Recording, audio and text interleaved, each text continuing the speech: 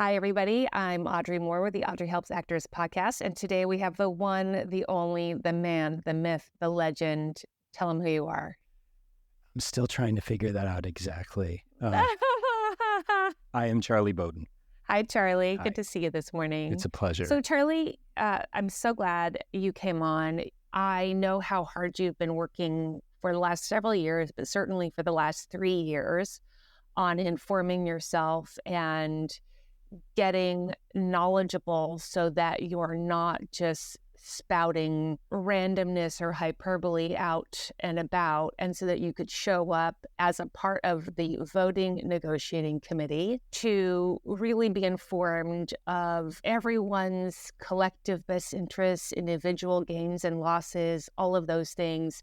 So I know all the work you've been doing, but will you tell everyone essentially about these contract history things that you've been doing the last 3 years? Oh, sure. No, this is great. Long story short, I've been in the union. I've been a working actor for about 21 years, a little over 21 years. And I realized about 4 years ago, after years and years of going to waiting rooms for auditions and, having friends that were performers as well, that everybody had a different idea of what the rules were. I'm doing air quotes, what the rules are. Right. And you could sit in a waiting room for just long enough to hear contradictions as to what people think overtime is, or what rest periods are, or fitting, violations, and all these different things. I realized that I needed to, after this long, I needed to open up the contract myself and start reading it. And it's a lot, Audrey. I mean, Tell them how many pages. Yeah, the CBA, the Codified Basic Agreement, which is our film contract, is over 800 and I think it's like 817 pages long. That's the 2014 version. But they don't make a new Codified Basic Agreement every single cycle. They make what we're discussing now, which is an MOA, and that's the Memorandum Agreement, and that's just the new stuff negotiated in each contract cycle. So we have the 2014 CBA, which is over 800 pages, and then the 2017 MOA, which is I think another 70 or so pages, and then the 2020 MOA, which is another 40 to 70 pages. So all that plus television agreement, don't forget about that, from 2014, which is over 400 pages. And now you've got, just under 2,000 pages of contract just to be current on what, the rules are and the regulations. I got actually kind of into it. The more I read, the more I realized, oh my God, I'm owed money for that? I didn't know that. And I bet nobody knows about this thing. And I'm going to start asking people about it. And it was this fascinating, look what I found sort of document. And then fast forward 4 years of studying the contract, and somehow I ended up on the negotiating committee. So when you say you studied the contract, what I want everyone to really understand is that Charlie went page by page to understand what the contract was saying, what the history of the contract was. The contract is essentially just like 100 years of amendments, just so everybody knows, and just really understanding, why did this thing get amended? What's the history of this choice? In the 60s, when we got this, what did we give away? And what was the reasoning for that? Just on a personal note, I've been worried about you and everyone in the negotiating committee. It's an intervention. And many of the captains. And I just want to take a second for everyone to know and acknowledge the incredible personal commitment, sacrifice, as we've all been dedicating a lot of time this last, really, you and I really got the W&W started in this is November, October of last year. And so I attended 12 of those meetings. You attended more than that, obviously. So this process of understanding everyone's needs is a very thorough process, and it is very emotional right now. And I just want to acknowledge that to everyone, especially considering all the sacrifices that everyone has taken in the community. This is a very emotional time when you have dedicated so much time to be informed and educated. I can only imagine the degree of personal, spiritual, emotional, and physical fatigue that is racing through all of your bodies as it is mine. So I just wanted to acknowledge that for everyone listening, because I know most people who are going to listen are in the same place. Every single contract this happens, I just want everyone to know, every single contract there's a dissenting opinion. I'm a big fan of dissenting opinions. I think they are really important. It's important to know where holes are so that you yourself in your individual bargaining, aside from the collective bargaining of this agreement, but that you yourself in your individual bargaining can know when and where and how to protect yourself. Just as you were saying, going through the contracts, you could learn all of the places and ways in which you felt, oh, I am supposed to have money for these things. Yeah, no, thank you so much, Audrey. I mean, like, you're so right about the toll, the physical, the emotional, the mental toll that we're all going through. And I just want to expand upon not just Los Angeles, but U.S. globally. I mean, I have a friend in the Dominican Republic, and jobs do go there. And they, this person does help with self-tapes. And during the shutdown, it's like texting me every now and then, like, anything soon? Like, this is how it makes some money on the side. And it's like, it's a global industry. But to that, I actually started counting today before I went over. I was like, how many union proposals did we get, and how many producer proposals did we give them? And it's like, the ratio is ridiculous. I just want to talk about that because I want people to understand what happened. So through the working and wages meetings, which Charlie and I both attended, every faction of the contract, whether that's puppeteers or background or stunts or television actors or mostly film actors or whatever it is, has days where they come and address their concerns. And then we have general days where everyone discusses their concerns. And then through that, our membership creates their list of asks. So these are the things I want. And so before negotiation, you and the committee, the negotiating committee, who are all people with experience and information, they come in and they say, this is what we're going to ask for. And then on the other side, the producers do the same. So before they come in, they say, this is what we're going to ask for. And then everyone goes tit for tat about who's going to get what and who's going to lose what. And there will be losses on both sides in order to achieve certain gains. And that is part of any negotiation. And that has happened in past negotiations. In 48, they wanted to discuss, the SAG wanted to discuss a payment for reuse. And they said next time. And then it got pushed to next time, and then the next time, and then the next time. By then, TV's already cooking. I mean, after I Love Lucy, by 1960, TV's already been out in millions of homes for, 5-10 years. So SAG put their foot down, and we had our very first strike. The union was created in 1933, first contract in 37, 1960, the very first strike. So the 1960 strike happens because SAG is trying to get residuals and create a pension and health plan. So what they ended up doing was all pictures made before February 11, 1960, for the rest of the time, you do not owe residuals for that. But moving forward from February 11, 1960, there are going to be payments made for the reuse of pictures. And that really, a lot of members felt that threw them under the bus. Many members thought that's a great deal. For what it's worth, it created our P&H plans, and it established residuals for films exhibited on television. Yeah, I mean, why I wanted to bring that up is even just talking about it honestly makes me really emotional, because I think of the emotional response that I'm certain had to happen at that time of the actors who had made a lot of creative content, programming, movies, films, before 1960, we're getting screwed. I mean, just quite simply, we're getting and going to be screwed.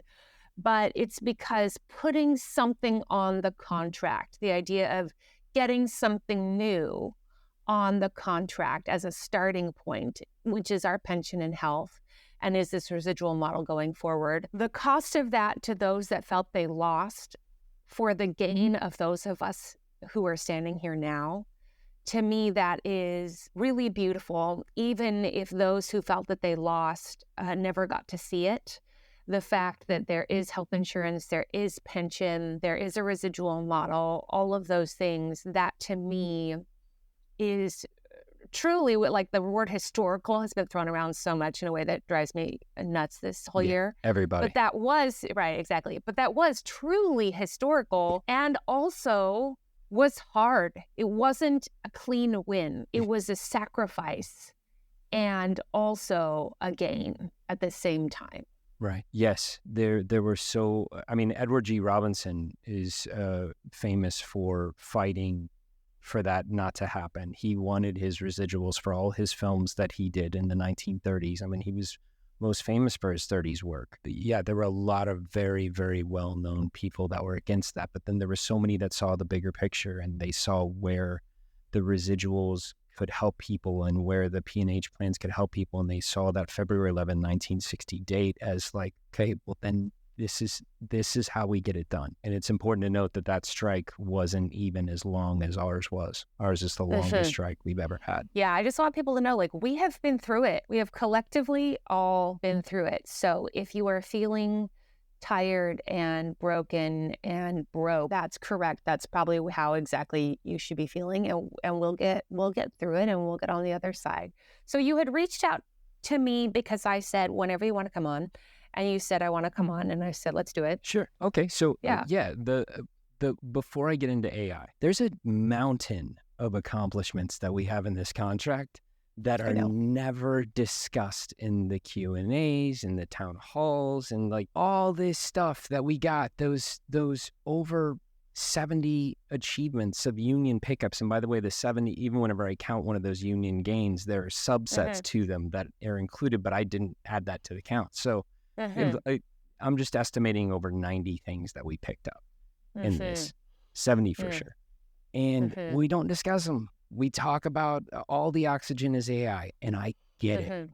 Get why. It's, as Fran said at the very beginning, it's an existential threat to our industry, to our livelihoods. And so I understand. Not just our industry. I just also want to say it's an existential threat. Yes. Period. Yes, you're right.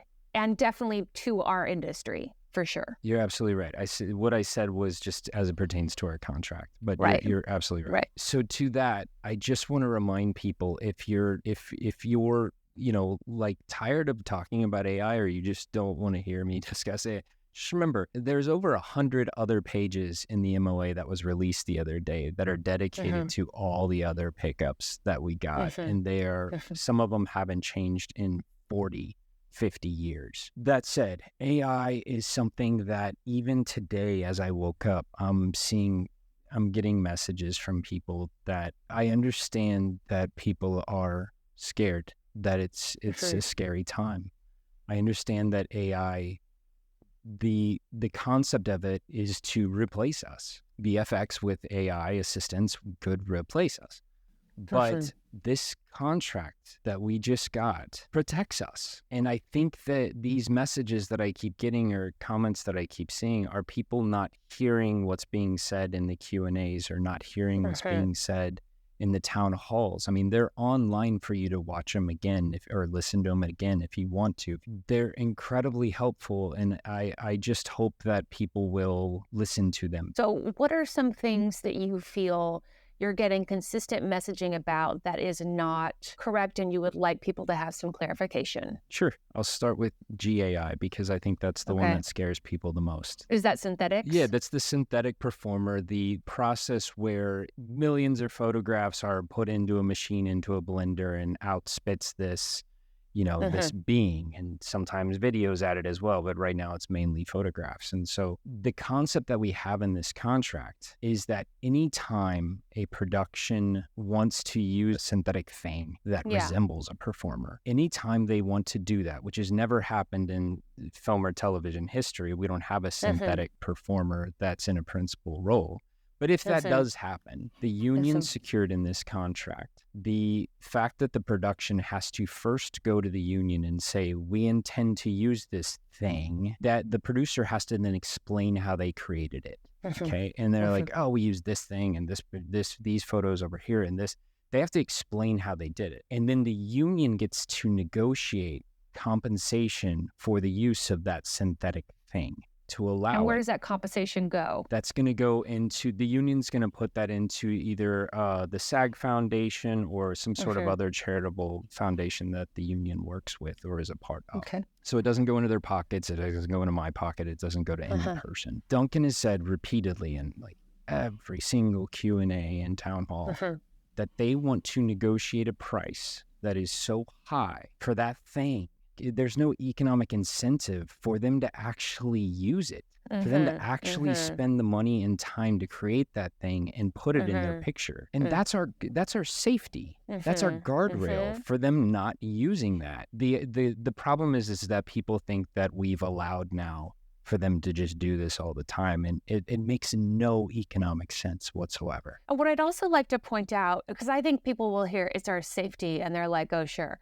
Because nobody feels safe right now. So I just want to acknowledge that. But what I would like to say is instead of it being our safety, I'd like to rephrase it as it's our starting point. It's our starting point as we go forward and see how things are affecting us. And I just want to also do a smidgen of contract history now, because I know that we are all very panicked about artificial intelligence globally, not just in our profession. And so we're being inundated with doom scrolling of how we're all going to die by artificial intelligence. And that feels very real. And I just want to say, like historically, a couple of things. The last strike with the WGA, they were really freaked out about like these webisodes. And if you go and look at the IMDb Pro of The Office, right? There's all these episodes of The Office, and then there's all these like weird, like short things that you never even heard of or seen. And it turned out nobody cares about those, and it just went straight to streaming. And so it moved into another direction. Just on that real quick, I'll just tell you, Lost did it as well. They had webisodes and they were 1 to 4 minutes long. Exactly. And that was the most expensive webisodes at that time during the strike. Hilarious. And it was like, who remember what the Lost webisodes? Right, exactly. I didn't even know they existed, which is part of it, right? And then I remember when my husband got one of 2 Oculuses that he got in his life, and he wants the third one. And we really just were like, man, this is it. You know, it's gonna be augmented reality. It's gonna be, we're all gonna have these things on our faces, and we're not gonna go anywhere or see anyone. And this Oculus is gonna change everything. And then there's these photos of Mark Zuckerberg and his entire like 5,000 team wearing Oculuses on their head as he talks about how he purchased the Oculus and how we're all going into augmented reality. And then he creates Meta, and then it just doesn't go. It doesn't go. So I want everyone to know that as long as I have been an actor and also been advocating, as everyone knows, I consider myself an actor advocate, things have happened that change the way that we do business. I think of Singing in the Rain and how there was this whole storyline of like, oh, well, you're a theater actor. Oh, well, you do stuff for camera. Oh, well, now we have voices. We have to add our voices. And people who were dramatically affected in their careers by the fact that now that they had to speak and people had to hear their voice and instead of silent films. And so this is consistent in any business, and we're no stranger to it. And so we have yet to see, I just would like to propose, to what degree artificial intelligence is going to be the destruction of our world and our particular profession and craft, or to what degree it will be like a motion picture camera, just another avenue and tool of expression and creation that is used, that is new. Because there was a time when there wasn't motion picture cameras in the history of the actor, and then suddenly there was motion picture cameras for actors to have as a medium to perform. And if there was social media back then, I'm sure we'd find a faction of people that are saying, get that camera out of the stage. It's ruining stagecraft. Yes. Yeah. And, it is now an additional part of the creation of our craft. The GAI thing is just really important for people to remember, but also the fact that we have in the contract now that's on the table to be voted on, the concept of a digital replica. And production must come to you 48 hours in advance with a consent form. And that consent form must be reasonably specific as to what they're going to do with that digital replica. And you have the choice. Do you want to say yes to what's listed in that consent form or no? A lot of people think that this is coercion. Right. They are of the belief that this choice of do I want to work in this capacity is me being coerced. And so I want to pause on that. Because to me, there are so many things that I have seen just in my time as an actor. Like self-tapes is a great example. The number of friends I have who have quit acting during the era of self-tape is very high. Yeah, me too. Because they simply did not sign up to be an actor isolated in their house with their lovely children screaming in the background, with their husband or wife, whoever it is, being their reader and having little to no patience. It just sort of took the air out of the experience for them. I sat in Star Wars in 2016 and I walked out and was like, God, that guy looks great. And my husband was like, are you kidding me? And I was like, no. He's like, you don't know? And I said, what are you talking about? He said, that guy's dead. That guy's been dead for 30 years. And literally from Christmas Day, 2016, I've been like, oh, no. I've been in existential crisis for a long time, and it continues to loom large.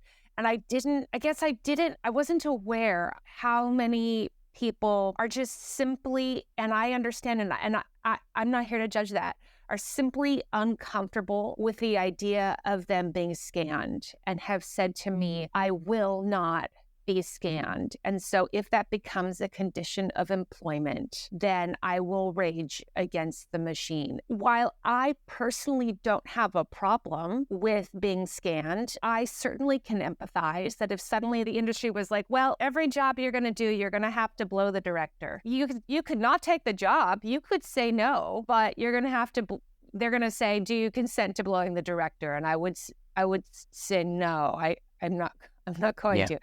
And if that were happening right now, I would be fighting against it because that is something I am not okay with. That me personally, I'm like, no, I'm not going to just blow the director every time and give my consent to that. And not just you, but you're looking around the room and go, doesn't everybody else feel the same way? What the hell's the matter with you? You all want to just blow the director and just consent or not? And so I just want to say that I think that is a personal opinion and experience that people have. And I want to acknowledge that if you are of the group that feels strongly that having yourself scanned is a no, as strongly as I feel that consent to blow the director would be a no, I understand and empathize with your predicament, and I do not at all blame you for the fight that you feel you are fighting. I agree. I can't. I mentioned the coercion crowd for lack of a better term because I don't quite know how to, nor do I think it's my responsibility. I think it'd be reckless of me to try to convince you of the different feeling that you have. But instead, just to try to bring perspective to it, we're at a point now. And by the way, let me just say, just a side thought: we're at a point, but also not like always. So as we have these conversations about scanning and what, in 21 years, I've never been scanned once. It's never happened to me. And I don't work a ton, but I work a bit. I've done pretty well. You guys, Charlie's being very humble. He works. So I have several friends that qualify for healthcare working over 100 days of background, and they're scanned 1 out of every 40 jobs. So I just want to throw that out there before I go back to the coercion conversation. That is, we're at a point now where it looks like the industry definitely is making this pivot to this new type of technology. And really the question is, do you want to continue to work in it while those kind of practices take place? I mean, realistically, this would have been a conversation we could have had in like, the early 90s when they started doing, all sorts of VFX and new types of painting and new types of VFX in regards to doubles. And I'm thinking of like Johnny Mnemonic and like the weird types of the little baby dancing Ally McBeal. And that was all the like, oh my God, it's a child moving on the screen. What the hell? We've created animation and people at the same time. Right. So it's like, we're at this point where it's like, this is going to happen a lot more now. Technology is moving very, very fast. Do you want to do this type of work or not? And the question really is not that, because the answer truthfully is there's a ton of work that isn't scanning. It's not like every single film and TV show you're going to work on, they're going to need to scan you. They're going to need to drop and here's the thing. 5-6 figures just to scan you. And here's the thing. What everyone's worried about, I don't think is maybe the immediate. What they're worried about is the eventual, and also that the eventual is more immediate than we believe that it is, right? Or that we are being presented or presenting that it is. And I understand that. And so what I love about what you said is, if this is the way that it's going to go forward, are you going forward? And for many of you, the answer may be no. And that is hard.